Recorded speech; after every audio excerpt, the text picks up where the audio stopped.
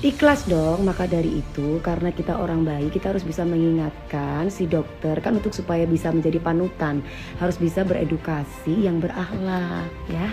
Seperti itu penting.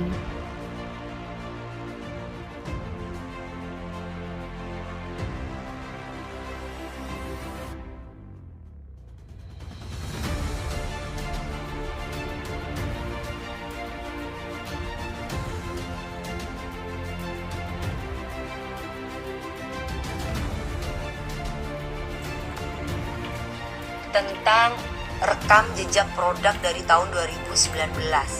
Jangan review 2019 dipakai untuk lihat 2021.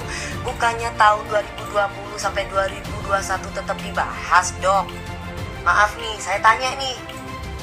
Bukankah mereview produk itu tetap dibahas? Ini aku sebagai masyarakat umum ya, masyarakat awam nih yang tanya sama dokter. Sama bukan hanya dokter DI aja, tapi dokter, semua dokter. Yang menjadi pertanyaan saya adalah katanya itu kasus sudah 2019 jejak produk itu, bukannya bukannya produk itu nih ya poor connection ya. Tanya langsung ke orangnya, enggak dong, aku mau tanya sama semua dokter. Kalau aku tanya sama ke orangnya langsung berarti capek banget, aku harus Oke, sorry ya, habis minum barusan. Oke.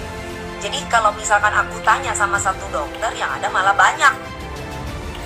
Capek banget aku harus menghubungi satu-satu dokter, ya nggak sih, gitu kan? Apalagi aku nggak mungkin dong menghubungi lewat DM, nomor teleponnya aja aku tidak tahu, ya kan? Dan di sini juga kalau DM kan pasti banyak jutaan orang yang melihat DM, ya kan? Etikanya kan kalau memang ingin bertanya nggak pantas banget dan nggak sopan apabila aku nge-DM dokter tersebut. Yang benar itu etikanya aku harus menghubungi dokter itu yang benar. Nah, di sini yang menjadi pertanyaan saya adalah dipakai untuk rekam jejak produk itu 2019, tapi kenapa dibahas, Dok? Ini kan udah 2020 dan 2021 tapi masih dibahas. Lah, sedangkan di sini saya butuh jawaban. Kenapa sampai sekarang BPOM belum mengklarifikasi tentang produk tersebut, Dok? Dan di sini juga dilihat lagi aman gak tuh produk, kan katanya ngerti hukum. Oke, balik lagi saya bertanya sama dokter ya, Dok, ya, sama dokter-dokter semua nih ya, dokter-dokter sejawat nih, untuk masalah kasus hukum kenapa saya nggak publish secara keseluruhan? Kenapa? Karena bukan visi kontennya. Oke, saya mau tanya sama dokter, bukannya kasus hukum harusnya dipublish, Dok? Karena kan yang lagi rame kan masalah itu, Dok, sampai netizen bertanya, kok nggak dilaporkan, kok begini, kok begitu. Justru itu kan yang harusnya kan prosedurnya itu sudah sampai mana, Dok, hasil pelaporannya, terus hasilnya sampai mana, Dok, terus seperti apa, Dok. Itu kan sebenarnya yang dimau kita sebagai masyarakat kalau memang ingin mengedukasi kita, karena kasusnya yang lagi rame kan seperti itu, Dok.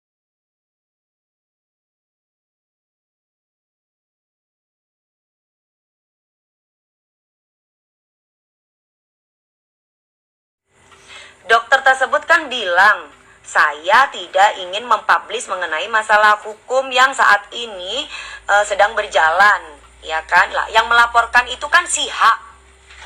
Kan kita pingin tahu dong, Dok, gimana perkembangannya. Terus prosedurnya itu sampai mana? Terus hasilnya itu sampai mana? Iya dong.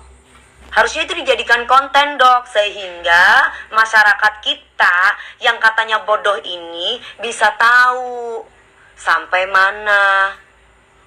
Setuju nggak, guys, kalau memang ingin mengedukasi yang benar-benar kritis ya?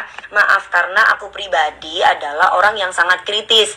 Jadi kalau orang kritis sama orang yang hanya mendengar aja itu beda. Kalau orang kritis itu kayak saya tuh ngundang dokter ini, ngundang dokter itu, ngundang dokter ini untuk mendapatkan berita yang valid. Itu kritis. Saya itu orangnya kritis. Jadi kalau misalkan orang itu memberikan pemahaman kepada saya, misalkan udahlah, saya tuh orangnya nggak bisa yang disuruh makan, udah lu makan aja ini tempe enak, nggak bisa. Saya harus tanya, kenapa lu bilang tempe ini enak? Oh iya, tepungnya dari ini begini, harus